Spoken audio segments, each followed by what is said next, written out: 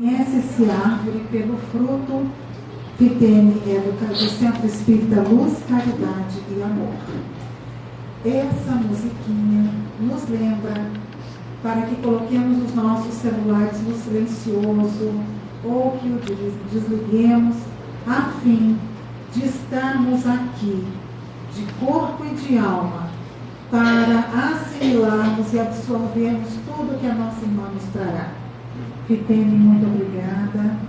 Desde já queremos te agradecer. Fique à vontade.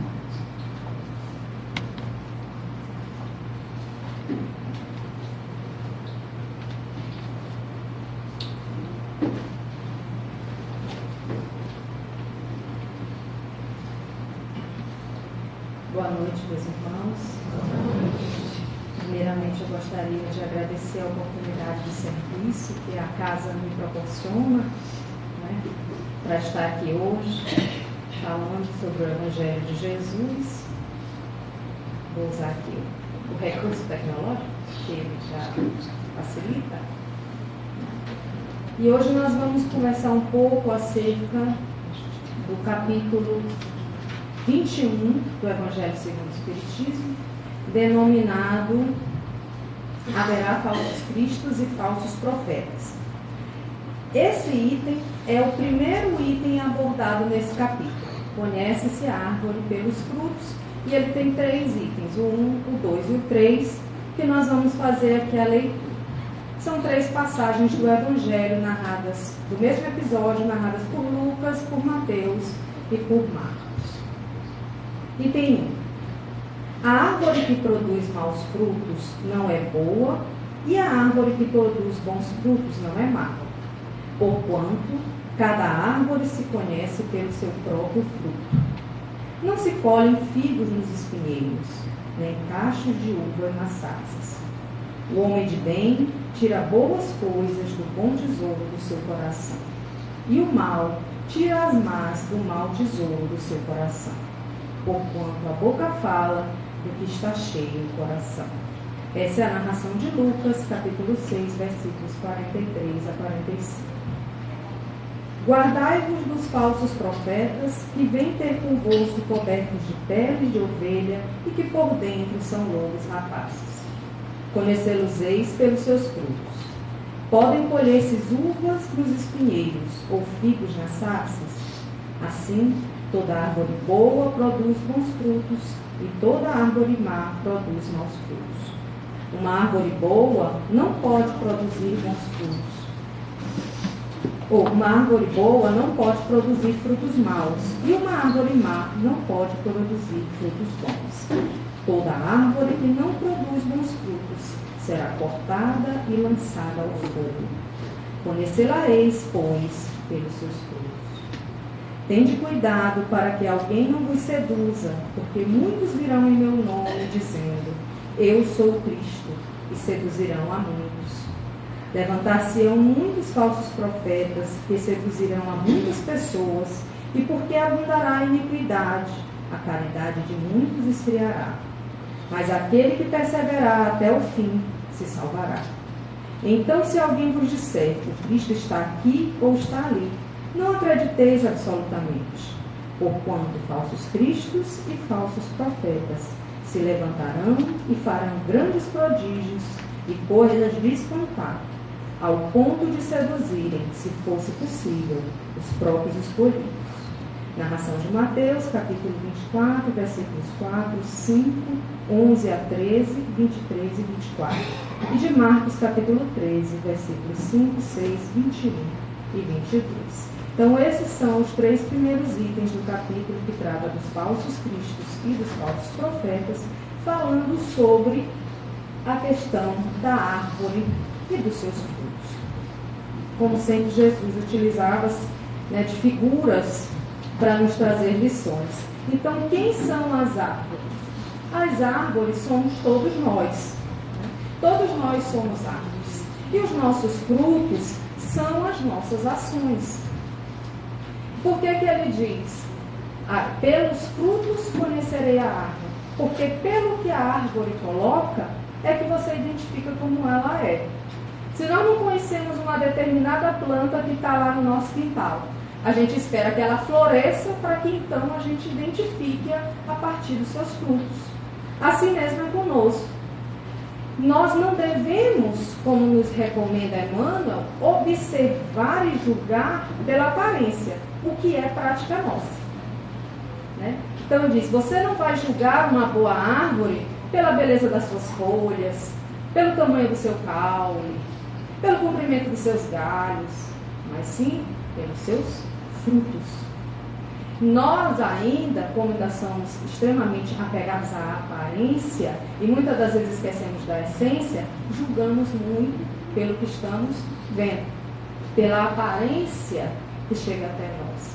Então daí a nossa fragilidade em sermos facilmente enganados pelos falsos profetas. Desse chamamento que Jesus nos faz, da necessidade de que nós observemos os nossos frutos. Não é apenas olhar um dos outros, mas principalmente os nossos, né? Para identificar que árvore nós estamos sendo. Quem sou eu? Que tipo de árvore sou eu? Meu avô dizia que a gente tinha que procurar que dá árvore que dá encosto e sombra. Né? Um ditado antigo que ele falava para mim. Então, que árvore somos nós? Será que nós somos essa árvore que dá o encosto, que dá a sombra, que protege, que alimenta aqueles que estão próximos de nós? Ou somos os espinheiros que afastam, ou aquelas que dão frutos amargos, que não servem, que não saciam, que não ajudam? Que tipo de árvore somos nós? Então essa vai ser a nossa reflexão hoje, acerca desses 3 itens que nos são colocados no Evangelho segundo o Espiritismo. E aí, bastará dizer, sou cristão, para que alguém seja um seguidor de Cristo? Nós nos caracterizamos como seguidores do Cristo. Um grande homem da humanidade que deu um profundo testemunho de fé e de trabalho em função do próximo, conhecido por todos, que é o Gandhi, ele dizia que considerava que Jesus foi o homem que mais fez pela humanidade e que ele não enxergava nada de errado no cristianismo. Porém, ele jamais seria cristão. Porque o grande problema do cristianismo são os cristãos. Porque falam, mas não vivem aquilo que pregam. Se nós fizermos um paralelo a isso, trazemos para a doutrina espírita. Né? O espiritismo é uma bênção. É um presente na vida de cada um daqueles que tem a oportunidade de encontrar com ele. Serve para nós como o adubo que vai nos alimentar e fazer com que a gente floresça. Porque nos traz uma informação simples, clara, objetiva, sem véu, sem alegorias, fácil de ser compreendida, simples, e que só depende da nossa vontade colocá-la em prática. Mas será que nós estamos nos comportando e sendo os espíritas conforme Kardec nos caracterizou? Porque muitas das vezes nós dizemos assim, eu sou espírita, eu sou espírita porque eu vou toda quarta-feira lá no Ivone, eu assisto a palestra, eu tomo passe, eu leio romances espíritas, né? De vez em quando eu faço um trabalho social, mas eu sou espírita. Mas o que é que Kardec caracteriza como sendo o verdadeiro espírita? Ele não diz que é aquele que está de segunda a sexta no centro espírita, ele não diz que é aquele que é médium, porque existem médios que não são espíritas, a grande maioria não é espírita. Ele caracteriza por um outro motivo. Reconhecereis o verdadeiro espírita pela sua transformação moral e pelo esforço que ele faz em domar as suas más inclinações. Então, o espírita não é caracterizado por um estereótipo, uma forma de vestir, uma forma de falar, uma forma de se comportar. Não. Mas pela sua transformação moral.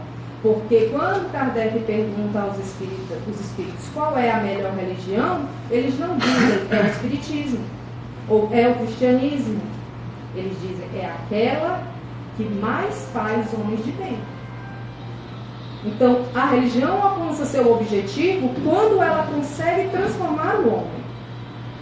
E nós seríamos reconhecidos como verdadeiro cristão, não por nos dizermos cristãos, mas sim por termos um comportamento que esteja alinhado com aquilo que nos foi passado por Cristo há mais de 2000 anos. Mensagem essa que veio sob uma forma alegórica, mas que foi testemunhada por Jesus, porque muitas das vezes nós poderíamos chegar e dizer assim: ah, eu não entendi porque Jesus falava por parábolas, mas ao mesmo tempo que ele falava por parábolas, ele vivia o exemplo. Então a própria vida dele era um testemunho de que era possível fazer aquilo que ele pregava. Ele não tinha uma discrepância entre o que ele fazia e o que ele dizia. Existia um total alinhamento entre o comportamento e as suas palavras. Então nós temos que ter essa congruência de comportamento também, né? Essa harmonia entre aquilo que nós professamos e aquilo que nós verdadeiramente vivemos, para que possamos nos enquadrar nessa categoria dos verdadeiros cristãos, né? Ele nos diz que reconhece o verdadeiro cristão pelos seus atos, que na verdade são os nossos frutos. Não são as belas palavras, nem as promessas ostensivas que caracterizam as pessoas de bem, mas sim suas obras em favor do bem comum, sustentadas por valores exclusivamente morais. Então, os nossos frutos, o julgamento desses frutos que nós estamos trazendo para o mundo, eles não são baseados em coisas materiais. Eles têm que estar fundamentados em valores exclusivamente morais. Porque muitas das vezes, quando nós vemos, nós temos tendência a subestimar aquelas pessoas que têm às vezes uma aparência mais simples, que falam de uma maneira mais simples, e dar aquela superestimação àquelas pessoas que têm uma boa aparência, que falam bem, que têm uma eloquência. Mas muitas das vezes, se você vai espremer aquele tanto de palavra bonita que ela falou, não sai nada. Né? Você se pega a forma e esquece o conteúdo. E o que nós precisamos hoje, no momento que nós estamos passando, é nos preencher de bom conteúdo. Hoje nós observamos, no momento da sociedade, que até o Haroldo coloca, que o nosso grande desafio hoje, né, nossas grandes mazelas são a depressão e o suicídio, as doenças mentais e o suicídio. Eu comentava com minha mãe que eu nunca tinha visto na minha vida tanto mendigo andando na rua, mas não era mendigo pobre, pessoas dementadas, aqueles andarilhos que ficam só de shortinho andando pela rua. Eu nunca na vida tinha visto tanta gente assim pensando nisso. E hoje, praticamente, qualquer avenida que você vai, você encontra uma pessoa assim. Há poucos dias agora, acredito que até domingo passado estava passando a reportagem do Drauzio Varela no Fantástico sobre a depressão. Depressão, transtorno de ansiedade, uma série de doenças mentais que vêm acometendo as pessoas, um grande número de suicídios, principalmente entre jovens. Então, o que está acontecendo conosco que faz nos sentir tão vazios, ao ponto de nós acreditarmos que a nossa vida não tem sentido e que nós podemos acabar com ela? De que tipo de coisas nós estamos nos alimentando? Fazendo uma análise sobre isso e observando as coisas do mundo e as nossas vivências, se nós fizermos uma análise aprofundada, nós vamos ver que tudo isso vem do nosso distanciamento de Deus. Porque nós somos espíritos imortais. Todas as pessoas que estão aqui, com certeza, se vieram até aqui, é porque acreditam que tem um espírito. Que não são só matéria. Não somos só esse corpo físico. Porém, nós vivemos numa discrepância muito grande, porque apesar de nós dizermos que acreditamos que somos espíritos, a nossa vida é toda voltada para a matéria. Tudo que nós queremos é ligado à matéria. Os nossos objetivos ligados à matéria. E o que acontece? Você passa uma vida inteira buscando algo que não lhe preenche. E tanto não lhe preenche que se suicida o pobre, que diz que não tem. Mas os ricos se suicidam também. Então, se bens materiais fossem motivo de satisfação pessoal e conquista do sentido existencial, rico não se matava. E não é isso que a gente vê. Então, o que está acontecendo conosco para que a nossa vida seja tão sem sentido? falta-nos o necessário e o elementar, que é a nossa conexão com Deus. E essa conexão, ela precisa existir em todos os momentos da nossa vida. No exercício diário, não apenas no exercício religioso, porque quando nós vemos a casa espírita, nós pensamos que aquilo que nós aprendemos aqui só serve entre essas quatro paredes desse salão. Ou no exercício do convívio com os colegas que têm a mesma crença que nós. Não é. O cristianismo, o espiritismo, eles foram forjados para servir de amparo em todos os momentos na nossa vida. Na nossa vida espiritual, na nossa vida de relação, na nossa vida profissional. O que se aprende aqui se leva para o mundo e se exercita no dia a dia, porque aqui é o aprendizado, mas o teste é lá fora.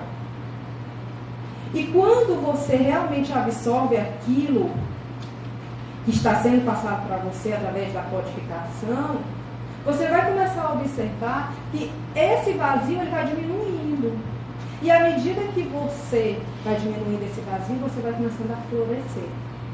Seus galhos vão se expandindo, seus frutos vão crescendo, vão se tornando mais saborosos e você começa a fazer a diferença onde você está.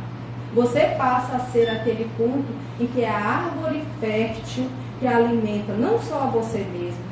É porque a árvore, quando ela deixa cair seus frutos sobre suas raízes, os frutos se decompõem e ela se alimenta daqueles próprios nutrientes, lhe servem de adubo. Então ela tanto se alimenta, quanto ela alimenta aqueles que estão ao seu redor. Possamos utilizar essa informação que nós recebemos aqui como esse fundamento, como esse adubo, para que a gente possa crescer, florescer e nos reconectar com o nosso Pai. Porque hoje é isso que nos falta. Tecnologia nós temos, recursos nós temos, bens nós temos. Mas apenas o que nos preenche é essa conexão com Deus. É essa ligação que faz com que realmente a gente floresça. Então, para que nós possamos ser cristãos, façamos como Cristo nos orienta. O que ele nos dizia? Ele nos dá a regra do bem viver. Faça para os outros tudo aquilo que você gostaria que os outros fizessem. E não faça aquilo que você não gostaria. A gente inventa 1000 palavras para chegar nessa coisa tão simples. 1000 terapias, 1000 caminhos. Mas a verdade é uma só. Dentro da nossa convivência é o respeito, a consideração, o carinho, a generosidade, a fraternidade, a gratidão. São frutos que você vai distribuindo ao longo da sua vida e que vão dando um verdadeiro testemunho de que você é cristão. E não as nossas palavras, porque a gente pode falar muito bonito, mas ter uma ação completamente desconectada com aquilo que a gente está falando. Porque a boca fala do que está cheio o coração. A boca, quando a gente fala, é a nossa manifestação. Né? A palavra é um atributo importante que nós temos. E é importante que a nossa palavra ela esteja alinhada com os nossos sentimentos. Porque às vezes você sente uma coisa e fala outra. Né? Às vezes você está ali alimentando maus sentimentos, maus pensamentos, mas usa palavras bonitas por causa do trato social. Claro que você não tem a obrigação de xingar ninguém. Mas o mais importante é que existe uma harmonia entre os seus pensamentos, os seus sentimentos e as suas palavras. Porque aí você entra em um estado de equilíbrio, o que favorece a sua saúde. Então a gente precisa falar daquilo que está cheio no nosso coração em primeiro lugar, cultivando os nossos bons sentimentos. Procurando pensar no bem, para que tudo que se externe de nós seja bom. Para que de nós realmente emane a luz. Porque Jesus dizia que nós somos luz, nós somos sal. Nós estamos no mundo para fazer diferença. Que a nossa palavra seja sempre um ato de fraternidade. Gere fraternidade, concórdia, paz. E nós não sejamos aquele elo fraco que existe para que favoreça a guerra, a belicosidade, a violência. Não sejamos fomentadores da violência, não sejamos aquela gasolina que vai aumentar o fogo. Utilizemos as nossas palavras não para dizer amém, amém, porque às vezes a gente acha que para não criar conflito, é melhor dizer, tá tudo bem, eu não vou discutir, não vou dizer nada, deixa como tá. Não é se omitir, mas é saber como falar, porque Jesus ele não se omitia. Ele exprimia sua opinião, ele dizia quando uma coisa estava errada, ele não compactuava com o erro, mas ele não era violento. E nós ainda temos aquela compreensão de que para fazer a nossa opinião prevalecer, nós precisamos ser violentos. E não foi esse o testemunho daquele que nós chamamos de mestre, e que os Espíritos nos dão como modelo para a humanidade. Esse não era o exemplo dele. Ele não desistia, ele lutava, ele falava o que era certo, mas nunca agia com violência. Então, nós temos que ter esse comportamento, de que a nossa boca seja sempre um instrumento de disseminação de boas palavras, de palavras edificantes, mas que, acima de tudo, essas palavras venham de forma sincera, que emanem de sentimentos que já estão sendo cultivados dentro de nós. Porque o maior jardim que nós temos que cultivar é o jardim de nós mesmos. Esse é o nosso maior trabalho.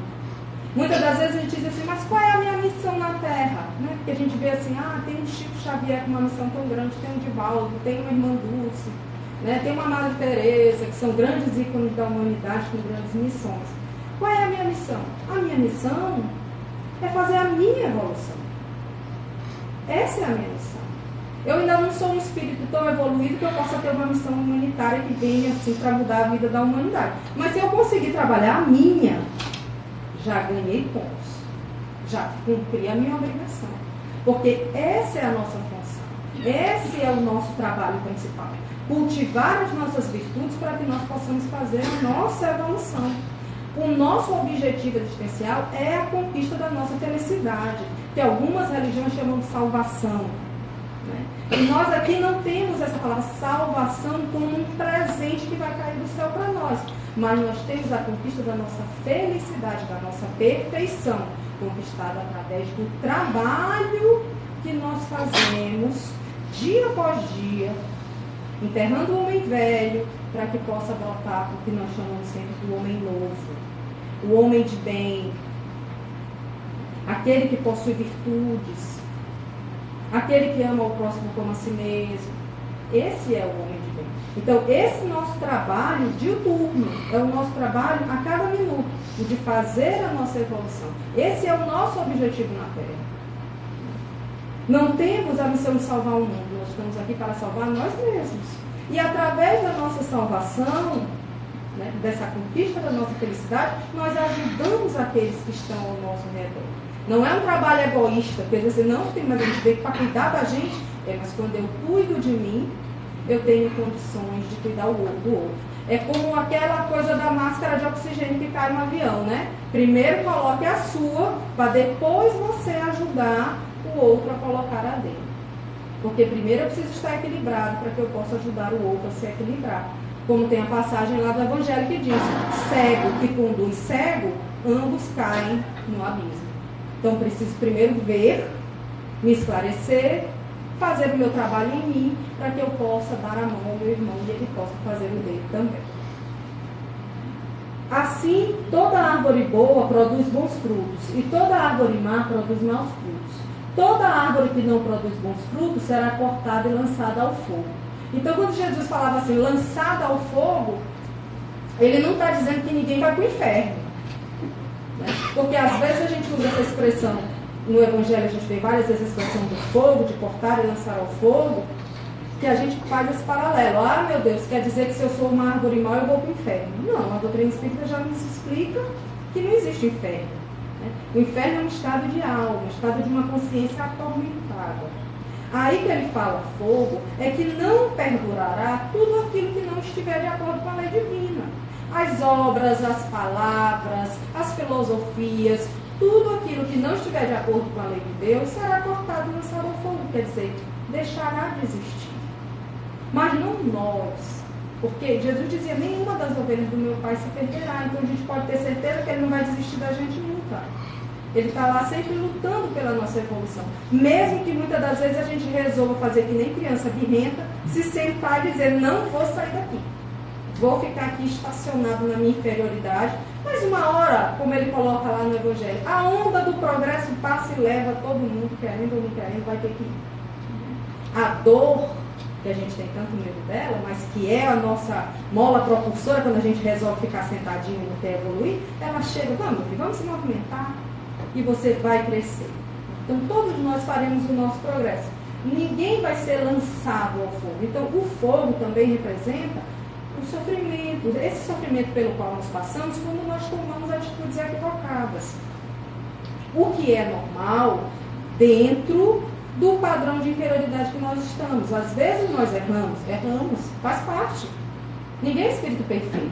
Se fosse perfeito, não estaria aqui. Nós estamos buscando. Então faz parte que um dia eu faça tudo direitinho, mas amanhã eu dei uma tropeçada. Isso não quer dizer que todo o progresso que eu já fiz ficou para trás. Porque muitas das vezes, quando a gente adentra a casa espírita e tem conhecimento dos postulados espíritas, a gente pensa que vai virar santo do dia para a noite. E não é assim. Ou começa a se cobrar, traçando para si metas bem arrojadas, bem elevadas. Não, a partir de hoje eu sou uma pessoa caridosa, eu sou uma pessoa boa, não vou pensar mal de ninguém, não vou fazer... Ótimo. Mas sabe que um dia você vai dar uma tropeçada. Cabe reconhecer, levantar e continuar. Porque o que muitas vezes acaba acontecendo é que a gente começa a se cobrar muito, erra, vem a culpa, essa culpa se instala em você e você abre o seu campo mental para as obsessões. Então a gente tem que ter muito cuidado. A gente tem que se arrepender quando erra. E o que é o arrependimento? É o reconhecimento do erro. Eu reconheço que eu errei. Eu vou ficar chorando porque eu errei. Não, errei. E vou tentar refazer o meu erro. Porque a gente faz o errado por ignorância. No dia que nós tivermos a plena consciência do que é certo e do que é errado, porque está escrito na nossa consciência, pelas leis divinas, o que é certo e o que é errado. Mas às vezes a gente não titubeia. Né? Igual exercício de matemática, a gente pega aquela lista e vai fazendo, de repente erra uma pontinha. Mas, poxa, eu sabia isso aqui, eu digo, mas ainda não está cristalizado o conhecimento. Vamos fazer de novo. A prática é que vai fazendo com que a gente vá se aprimorando. Mas a gente erra. Errou, reconheça o seu erro. Arrependa-se. Não alimente culpa. E procure refazer aquilo que você errou. Se você magoou alguém, peça perdão. Se você tirou algo de alguém, devolva. Se você se omitiu de ajudar, retorne e tente ajudar. Se não dá para voltar no tempo, porque o tempo a gente não tem como voltar, mas pelo menos vá lá e estenda a sua mão. Porque às vezes a gente erra por erros, por palavras, por atos, mas também por omissões, quando a gente deixa de ajudar quem precisa. Na nossa evolução espiritual não existe 0 a 0. Não tem essa história de dizer, eu encarnei, eu não fiz mal para ninguém, mas eu também não fiz bem. Então já está no negativo. A gente vem para cá para fazer o bem, para crescer, para estar sempre nessa linha positiva. Mas nos dias que a gente tiver um problema, tudo bem, nada de culpa. Nós somos espíritos caminheiros, somos imperfeitos, temos nossas limitações, nossas dificuldades. E é importante que a gente faça o reconhecimento disso. E nós temos até uma receita que hoje é dia dele, do homenageado. 28 de agosto é o homenageado Santo Agostinho, que nos dá uma resposta primorosa na questão 919A do Livro dos Espíritos, quando ele fala do autoconhecimento. Ele dá a receita de como é que ele fazia. E esse é o primeiro passo para que nós possamos começar a transformar os nossos frutos. Porque muitas das vezes a gente não sabe nem qual é o fruto que nós estamos lançando no mundo. Tamanha a nossa inconsciência de nós mesmos. O autoconhecimento, a autorresponsabilidade. Você tomar para si as rédeas da sua vida, vendo que você é responsável por você mesmo. O bom e o ruim é responsabilidade sua. Você plantou, então você vai ter que colher. E hoje é o dia dedicado a ele, né? Então, nós passamos essa autorreflexão que ele nos propõe de uma forma muito simples e bem objetiva lá no Livro dos Espíritos, para que a gente identifique que tipo de fruto é esse que nós estamos lançando no mundo, que nós estamos alimentando aqueles que estão ao nosso redor. Para que nós não sejamos uma árvore que vá ser lançada ao fogo, quer dizer, que vá ser lançada ao sofrimento, por estarmos infringindo as leis divinas. E não pensar que nós seremos abandonados pela providência divina, porque Deus jamais nos abandona. Ele está sempre conosco. A misericórdia dele está sempre nos abraçando, nos dando novas oportunidades para que a gente possa crescer. Toda árvore não plantada por Deus será destruída. E aí ele continua dizendo: levantar-se-ão muitos falsos profetas que seduzirão a muitas pessoas, e porque abundará a iniquidade, a caridade de muitos esfriará, mas aquele que perseverar até o fim se salvará. Então ele nos alerta que vão chegar muitos falsos profetas, né, que vão seduzir as pessoas. E a gente é muito facilmente seduzido. A gente é muito seduzido pela aparência. E aí às vezes a gente vê um fruto bonito e acha que aquele fruto é o melhor. Quando você vai pegar, você morde, ele é amargo, ele é travoso. E um outro que talvez não fosse tão bonito, ele é doce, porque nós nos enganamos muito com a aparência. E ele também nos diz que porque abundará a iniquidade, a caridade de muitos esfriará. Se nós observarmos, nós estamos numa época de escândalos. Né? Muitos escândalos. Parece assim que estão revirando o lixo e está subindo aquele mau cheiro, aquela coisa. E muitas das vezes a pessoa diz assim: ah, não, para que eu vou ser bom? Vou ser besta no meio desse bando de gente? Não, aqui é lobo comendo lobo, meu filho. Não dá para ser assim, não. Vamos, não, eu tenho que ganhar também. Está todo mundo ganhando, por que eu não vou ganhar? Né? Ou a gente deixa de operar assim: gente, vamos fazer aqui uma vaquinha para levar umas cestas básicas para pessoas que estão com fome. Que com fome que tem? Larga desse negócio. Não tem ninguém com fome, não. Esse pessoal aí está enganando. Pega a tua cesta aqui e vai vender lá na frente para o outro. Acontece isso? Acontece. Mas é por causa da iniquidade do outro que eu vou deixar de fazer a minha caridade? Às vezes a gente dá um dinheiro no sinal, aí o colega diz: menina, não dá não, que esse aí tem uma casa não sei onde, está te enganando aqui, pedindo dinheiro do sinal, larga de ser besta. Aí você diz: mas eu tenho que dar. Se meu coração diz dá, eu dou. O que ele vai fazer é problema dele. Se ele que está mentindo, a mentira é dele, não é minha. A minha vontade é de ajudar. Então a gente tem que levar essa palavra do Cristo de não deixar que as coisas do mundo esfriem a nossa vontade de fazer o bem. Deixe com que nós passemos a ficar desconfiados com o outro. Não vou ajudar não. Que história é essa? Que nada, eles fazem desviar o dinheiro da gente. A gente doa ali, pensa que vai dar, eles estão fazendo outra coisa. Porque nós vemos os escândalos. Normalmente acontece, está aí na mídia, várias vezes aí a gente já teve escândalos desse nível. Mas não vamos nos omitir de ajudar. Agora a gente vai começar a ser mais atento. Porque essas coisas que acontecem para que a gente abra os olhos. A gente é muito a favor da lei do menor esforço, da preguiça, do fulano, faz por mim. Até a oração a gente vem, bota o nome e diz assim: ei, ora aí por mim. Vai-se embora, não volta mais. E quer resultado. A gente não quer o resultado. Vai embora, não quer nem. Ó, fulano, tu ora aí por mim. A gente sempre gosta de transferir. E quando a gente encontra os espertos, eles utilizam dessa nossa preguiça para nos manipular, para nos roubar, para nos enganar. Justamente porque a gente não quer parar e refletir sobre as coisas. E isso acontece tanto no meio religioso, como no meio profissional, como no meio financeiro, como no meio sentimental. Quantas mulheres não estão sendo enganadas aí por golpes, por serem carentes, entram em relacionamentos tóxicos, que a pessoa vai lá. Outro dia passou no Fantástico uma senhora que começou a namorar com um rapaz pela internet, ele mandava uma foto para ela, dizia que morava na Europa. Ela começou a mandar dinheiro para ele começou por algum motivo que eu não lembro agora, a extorquir dinheiro dela, e foram ver que era uma rede de extorsão de mulheres que era na África. Mas como é que você se relaciona e você se envolve tanto com uma pessoa que você não sabe nem quem é, nem de onde veio?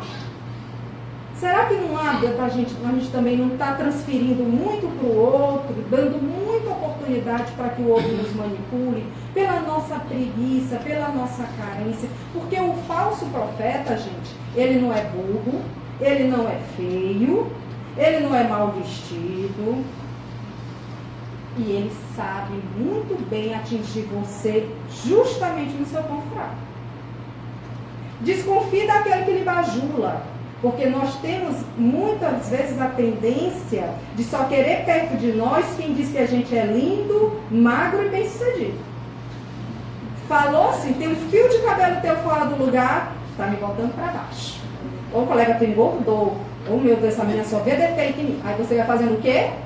Afastando aqueles que estão abrindo os seus olhos para o que está errado. E a gente quer quem nos bajula. Só que muitas das vezes o bajulador, ele vem para te envolver e te dar rasteira.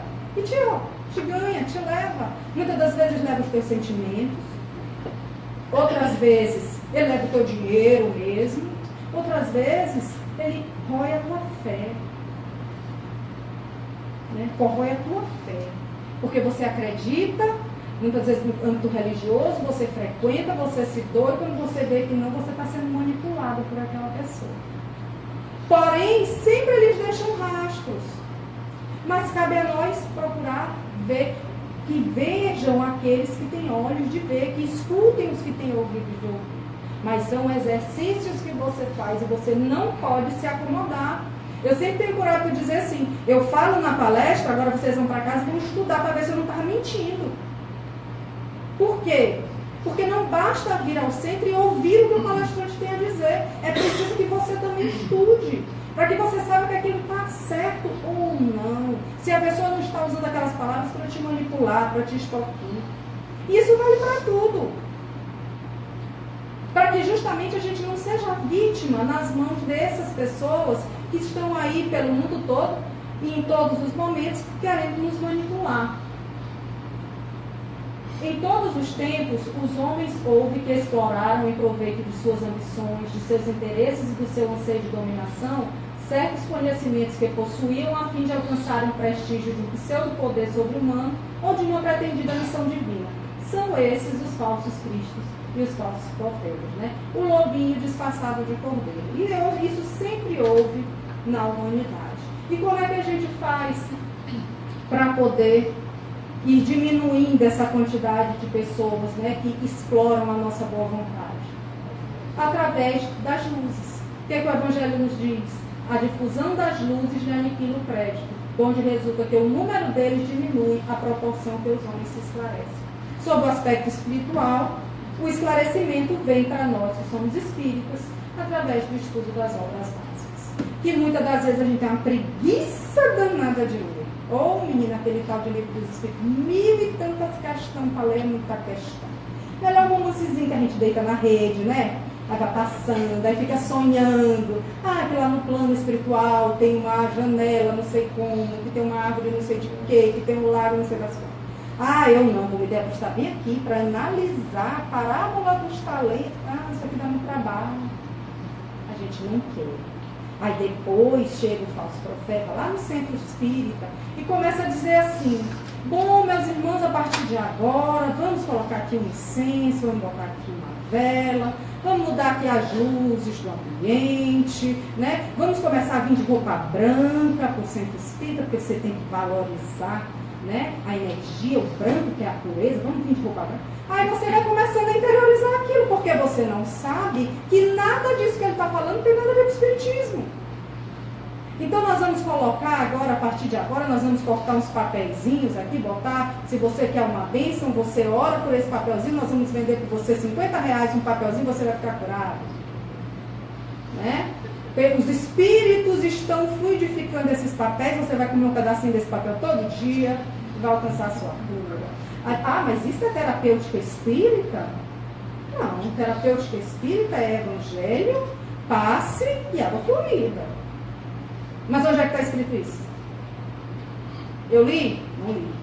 Então, se ela está dizendo que é para eu comprar o papelzinho, ela é palestrante, ela sabe das coisas, então eu vou comprar o papelzinho. Por isso é importante que a gente busque a informação na fonte e leia, porque todos nós temos condições de entender o que está escrito aí. Salvo aqueles que têm algum tipo de doença mental, uma deficiência, todos somos, independente do nosso nível de instrução. Não precisa ser doutor para ser espírita, não precisa ser mestre, não precisa ser pós-graduado, nem graduado, nada. Sabe ler, tem capacidade de interpretar isso. Então, cabe a nós procurar nos esclarecer, até para que a gente faça o que Emmanuel coloca, que é o maior favor, é a única coisa que a gente pode fazer pelo espiritismo. É a sua correta divulgação. eu não posso fazer nada pela doutrina espírita, a não ser divulgá-la de uma forma correta, evitando justamente que se propaguem esses erros. E eu só vou fazer isso se eu conheço o que é a doutrina espírita. Então, como é que a gente pode se prevenir dos falsos profetas? Um esforço próprio pelo conhecimento da verdade, buscando a informação, a análise crítica das situações que nós nos colocamos, seja no âmbito profissional, no âmbito espiritual, no âmbito dos relacionamentos. A gente sempre tem essa análise crítica, procura averiguar as coisas, né? Análise dos atos e das palavras dos profetas, balizando sempre pelos valores exclusivamente morais. Buscar realmente os valores morais, não as aparências, mas a essência, realmente os frutos que aquela criatura está trazendo para nós. São João nos diz que nós não devemos crer em qualquer espírito, que a gente precisa experimentar se os espíritos vêm de Deus. Porque muitas das vezes a gente escuta uma palavra e diz assim, olha, foi o espírito fulano de tal que disse. Não é porque o espírito disse alguma coisa que esteja certo. Existem falsos profetas encarnados e desencarnados. Enganador tem em todo lugar. Se ele era enganador encarnado, quando ele desencarna, ele continua enganador. Então, por isso é que ele diz, experimentar se os espíritos são de Deus. Porque os médios são os profetas da atualidade. São eles que trazem esse alimento espiritual para nós. Né? Mas nós precisamos ter o cuidado de saber se isso que ele está trazendo realmente é um alimento, ou se é um engodo, ou um veneno que vai atrasar o nosso desenvolvimento moral. A função deles é justamente servir de meio entre o plano físico e o plano espiritual, trazendo esse alimento de forma gratuita, balizados pelo comportamento do Cristo, tendo aquele mesmo comportamento de humildade, de caridade. Nós temos que analisar aquilo que eles estão trazendo, as mensagens que eles estão trazendo. Porque se ele falha e ele não usa bem essa mediunidade, tanto para ele quanto para aqueles que o cercam, ele acaba sendo, como ele diz, são como figueiras estéreis, como tem a parábola da figueira seca, né, que também é cortada e lançada ao fogo. Então ele coloca que os médiuns estão em toda a parte e têm a missão de ser árvores destinadas a fornecer alimento espiritual a seus irmãos, multiplicando-se em número para que abunde o alimento. E estão por toda parte. Então os médiuns estão por toda parte, trazendo mensagens. Agora cabe a nós sabermos se essas mensagens vêm realmente de Deus ou não. No livro Pão Nosso, Emmanuel nos esclarece que mas aquele que perseverar até o fim se salvará, significa que esse fim não é o final dos tempos, porque a gente tem uma tendência a querer uma data para que as coisas aconteçam. Aí às vezes chega aquelas mensagenzinhas de WhatsApp, Chico Xavier determinou que o dia tal de não sei quanto ia ser o dia do fim do mundo. Aí botam assim o nome do corpo do Chico Xavier, aí bota assim, Divaldo Franco diz que as entidades celestiais estão com dificuldades em a chegar perto da Terra, porque as energias negativas... Aquele bando de mensagem catastrófica, aí coloca o nome de Divaldo, bota o nome de Chico, bota o nome de Raul, bota o nome de Haroldo, vão botando assim o nome das pessoas. Né? Que a gente quer sempre ter uma data, quer ter uma coisa, um limite, e não existe isso. Porque cada um tem a sua evolução. Como é que eu vou dizer que é final dos tempos? Como é que pode ser final dos tempos se Deus cria até hoje? Então tem espíritos que hoje estão acabando de ser criados, estão em seu estado primitivo. Como é que o bichinho já vai acabar os tempos? Ele não vai ter chance? Eu já sou um espírito imperfeito que já caminhei. Então não existe essa história de final de gente, evidenciar a tarefa árdua dos que procuram as excelências do caminho espiritual. É necessário apagar as falsas noções de favores gratuitos da divindade. Ninguém troca nada com Deus. Porque Deus não precisa da gente para nada. Então essa história de Deus, eu te dou isso porque tu vai me dar isso, ou vai cair do céu por descuido, porque agora eu sou espírito, então eu estou... Não existe isso. Você não vai ganhar nada de favor.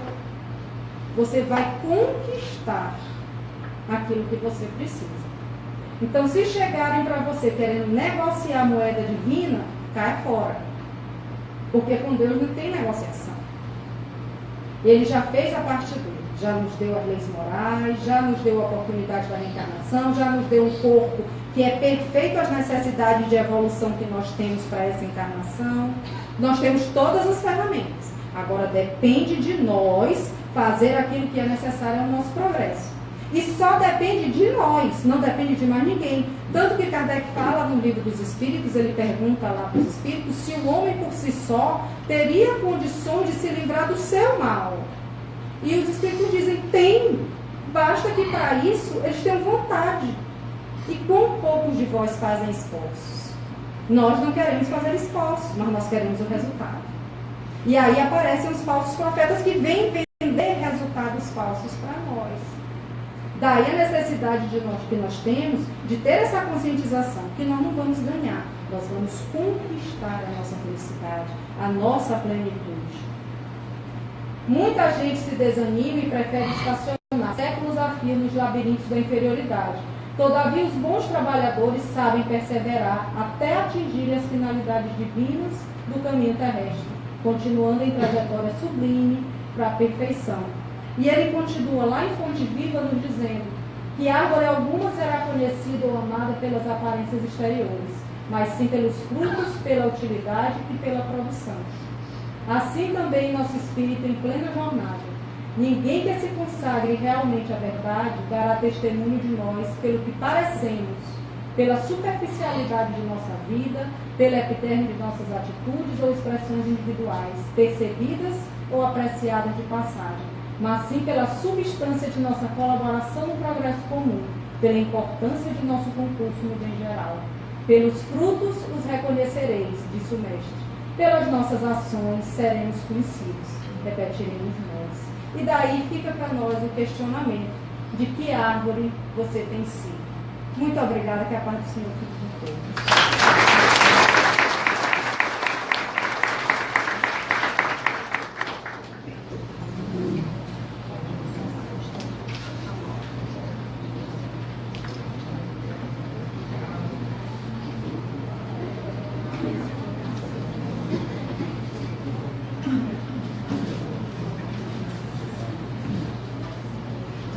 Nós queremos então agradecer a nossa irmã Titene pela parábola, pela palestra da noite e dizer que nós precisamos fazer essas reflexões para o nosso dia a dia.